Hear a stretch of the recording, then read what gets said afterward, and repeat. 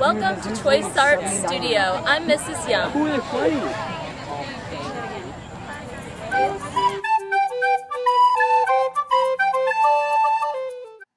Sculpture is art that is three-dimensional. Sculptors are artists that make art using paper, cardboard, wood, metal, clay, recycled materials, and found objects. This sculpture is called The Thinker, probably because he looks like he is deep in thought. This sculpture was created using bronze, a metal. This is a sculpture in Lohmeyer Sculpture Park in St. Louis. It is called The Way. Many cylinders were used.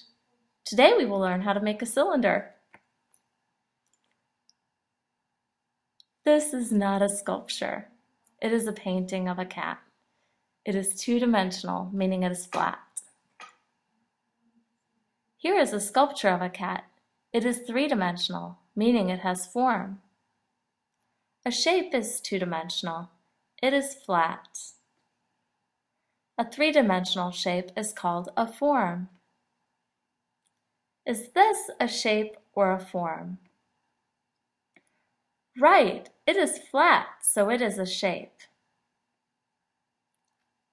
Is this a shape or form?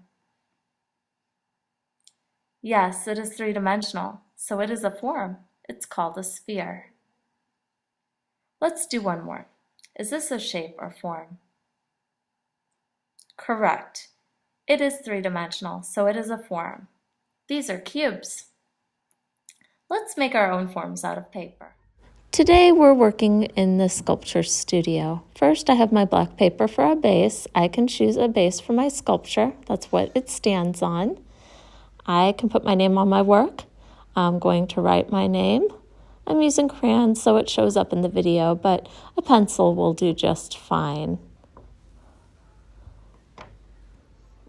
I'll flip my base over, and this is what I'm going to build on.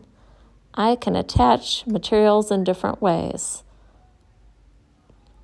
I can make a cylinder and flange. So I'm going to take my red rectangle and bend the paper this way, where it's really long is kind of hard to do. So I think I'm going to go ahead and bend it like this, and I'll get a thin line of glue. Baby dots work too, but you have to keep that glue tip touching the paper or too much comes out. And too much glue on a sculpture makes it not be able to dry, and it stays gushy and doesn't stick. So I'm putting my fingers inside the cylinder and I'm pressing, kind of waiting for at least 20 seconds. By then it should be able to stay shut. If it opens up, you have too much glue and you can wipe a little bit off before trying again. Okay, flange. To flange your cylinder is making little tabs so it can stand. And you do that on a rounded form by making a little cut, keeping it about a thumb's width from your other cut. And you just go around your cylinder, flange, snip, snip, snip. Okay, usually there's about 7 cuts, and I just fold those out. It's almost like it's got little feet to stand on. All right, so it should be able to stand flat there. So I'll go ahead and get some glue. Remember, baby dots, glue tip touching the paper, and I can flip it over, and I press down on the flanged pieces to get it to stay. 20 seconds.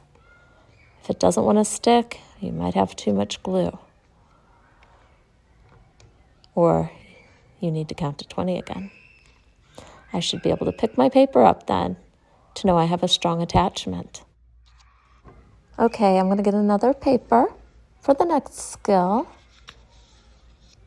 I can fold and cut paper to make it stand. So I'm going to fold the bottom up just a little bit, see, so it can stand on the paper.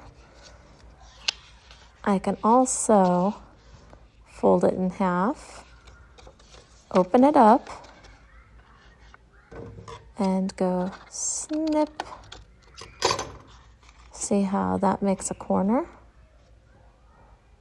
If I'm making a building or a cube, that's pretty helpful. So I'm going to put little baby dots or a line, whichever you prefer, keeping that glue bottle touching the paper.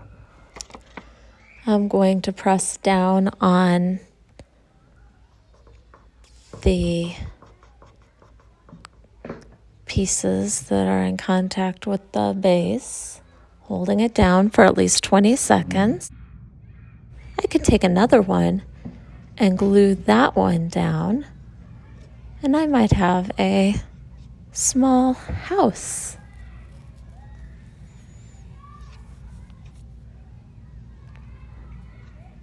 After I wait 20 seconds and it's in place, I'm going to need to tab those sides together. If you look at it here, see how those are open? I need those closed. So that brings me to, I can create a tab to join paper. So I'm just going to make these little rectangles. A little one, there you go. One. I think I'm going to cut 4, 2 for each open side. And we're going to fold those in half. So they look like tiny books.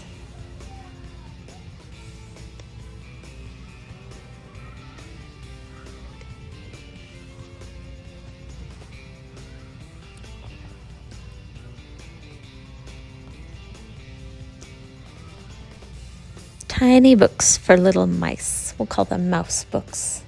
I'm going to put glue on the outside of the mouse book, like on the cover of the mouse book. And I'm going to hold my pieces so that it joins.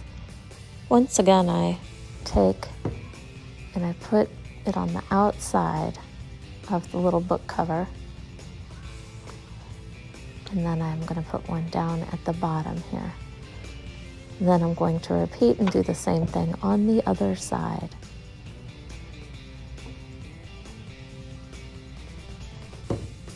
See, I like hiding them on the inside so I don't have a bunch of white tabs stuck to the outside of my paper sculpture. So I use the tabs inside when possible. Sometimes if I have to use them on the outside, I cut out tabs from a colored piece of construction paper so that it matches my sculpture. Our next skill is I can create a rectangular prism. I'm going to fold my paper 4 times. So here I go, starting with the bottom here. 1, 2, 3, 4. I have a little extra, so I'll take my scissors and trim that off. Now I'm going to open it and count. What do I have? 1, 2, 3, 4, 5. Oh, don't panic. That's normal because we're going to overlap those. So now I have 1, 2, 3, 4. Perfect. So time to add some glue. Once again, keep that glue bottle so it's touching. Need to open it first. Keep the glue bottle touching. You can make baby dots or a line, whichever you prefer. Make sure you don't use too much glue. If you use too much glue, it will not want to stick, as I've stated before. So now I've made my rectangular prism. I could stand it up or lay it on its side, depending on what I want to use it for. Finally, I'm going to attach my rectangular prism to my base. I could lay it on its side, or I could stand it up. I'm going to use tabs to make it stand.